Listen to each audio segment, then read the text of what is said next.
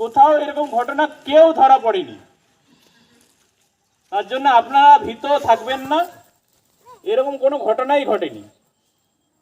আর আপনারা যারা শুনলেন তারা পাশাপাশি একটু বলবেন, থানার পক্ষ থেকে এসছি আমরা আপনাদেরকে। এখন তো সবাই নেই, হয়তো কাজে আছে।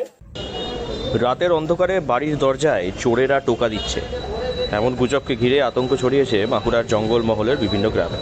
বিশেষ করে প্রত্যন্ত এলাকাগুলিতে গত কয়েকদিন ধরে ভীতির পরিবেশ তৈরি হয়। স্থানীয়দের দাবি, অচেনা কিছু ব্যক্তি নাকি গভীর রাতে বাড়ির দরজায় টোকা দিচ্ছে, এরকম খবর হচ্ছে। পার্শ্ববর্তী ঝাড়গ্রাম জেলায় অনুরূপ ঘটনার খবর ছড়িয়ে পড়তেই সেই আতঙ্ক ছড়িয়ে পড়ে বাঁকুড়ার গ্রামেগঞ্জেও। এই প্রেক্ষিতে সক্রিয় হয়েছে রানীবাঁধ থানার পুলিশ। থানার পক্ষ থেকে স্পষ্ট বার্তা দেওয়া হয়েছে, অযথা গুজব ছড়াবেন না এবং কোনো রকম আতঙ্ক তৈরির চেষ্টা করলে আইনানুগ ব্যবস্থা নেওয়া হবে। পুলিশ জানিয়েছে, এখনো পর্যন্ত এমন ঘটনার কোনো প্রমাণই মেলেনি। এমন বিষয়টি সম্পূর্ণ গুজব বলেই প্রাথমিকভাবে মনে করা হচ্ছে। সামাজিক মাধ্যমে বর্তমানে যে গুজব ছড়াচ্ছে ওইটাই, গুজবে কোনোদিন কান দেবে না।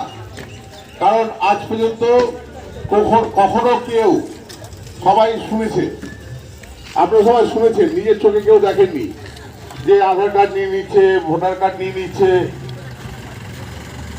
ঘরের কড়া নাড়ছে। ঘরের কড়াটা মেবি নাড়তে পারে, সেটা কিন্তু আপনাদের আশেপাশেই কোনো লোক, ম্যাক্সিমাম ক্ষেত্রে দেখা গেছে। আমরা মানে ইনভেস্টিগেশন করার পর যে ব্যাপারটা কোথা থেকে হচ্ছে, ম্যাক্সিমাম মদ খেয়ে মাতালরা এই কাজগুলো করছে।